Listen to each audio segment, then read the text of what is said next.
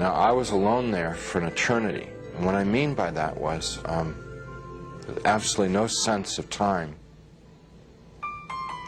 But I thought about my life, thought about what I'd done and what I hadn't done. I thought about the situation I was in. And the conclusion that I came to is that I had lived my adult life. I had lived a selfish life. My only God in my adult life was myself. I realized that I was,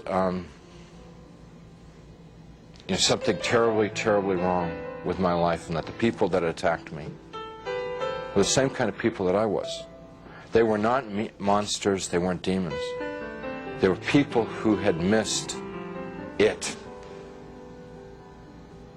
The point of being born and being alive in this world. They'd missed it, and they'd lived lives of selfishness and cruelty. And now we're in a world where there was nothing else.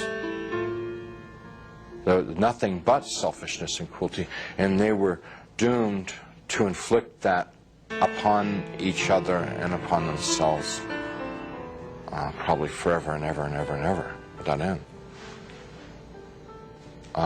And now I was a part of it. And it seemed like, although I didn't want to be there, it seemed like probably the right place for me to be. There was a sense of like, this is what I deserve, because this is what I lived. You can't imagine how emotionally painful that was. And I'm lying there for time without end, thinking about my fate. And in the back of my mind comes up an image of myself as a child, sitting in a Sunday school classroom, singing, "Jesus Loves Me." I could hear in my mind, "Jesus loves me, la la la. Jesus loves me, la la."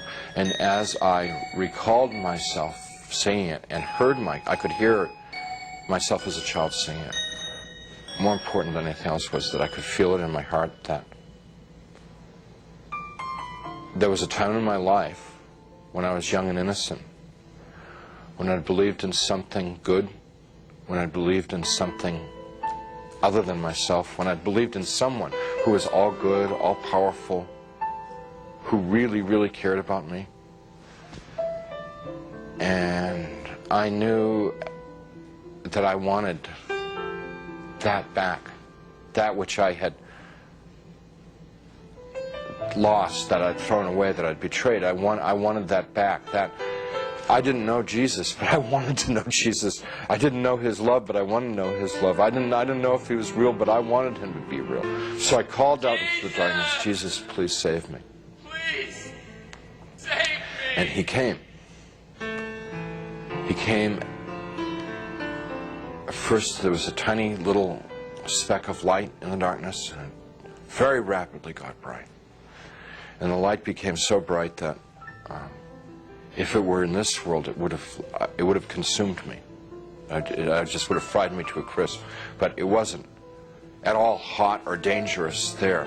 The light just came upon me, and He reached down. He was in this light, and He reached down out of this light and gently started to pick me up. And in His light, I could see that I was gore and filth and wounds all over. And I looked like roadkill.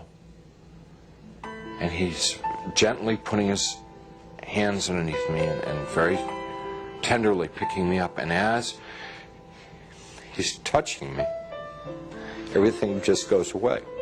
All the wounds, all the pain, all the dirt, it just kind of like evaporated away. And I'm like whole and healed. And inside, just filled with His love, which I wish I could be more articulate about. It's so frustrating not being able to tell people about it, because it's the best thing that ever happened to me in my life. I mean, it's like it's the everything. It's the all of life, is to know that love. And I get to it and I just can't describe it. I can't convey it to you. So he's holding me and embracing me, rubbing my back, like a father would his son, like a mother would her daughter, just gently rubbing my back, and I'm bawling like a baby, out of happiness. I mean, like the release, you know, having been lost and now been found, having been dead and now brought back to life, you know. And he's carrying me out of there. Up, we just go. Out. And we're moving towards a world of light, and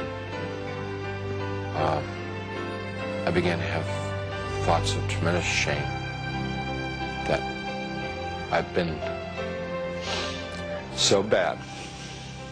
So I thought of myself as dirt, garbage, filth. And I thought to myself, he's made a mistake. I don't belong here. He doesn't want me. You know, it's like the shame. Like, how could he care about me? You know, why me? I'm bad. And we stopped. We weren't in hell. We weren't in heaven. We were in between. And we stopped. And he said, "We don't make mistakes. You belong here." And we began to converse, and he was talking and telling me things, and he brought over some angels, and we went over my life from beginning to end. And what they wanted to show me in my life was what I had done right and what I had done wrong. And without going through my whole life story, it was real simple, real simple. When I had been a loving, kind person, considerate of other people, it made the angels happy, it made Jesus happy, and they let me know that it made God happy. And when I had been selfish and manipulative, it made the angels unhappy, it made Jesus unhappy, and they let me know that it made God unhappy. What they were trying to convey to me, in a nutshell, was my whole purpose of my existence had been to love God, love my neighbor as myself. That's why I had been created. That's what I was in this world to do and to learn. And I had failed. They told me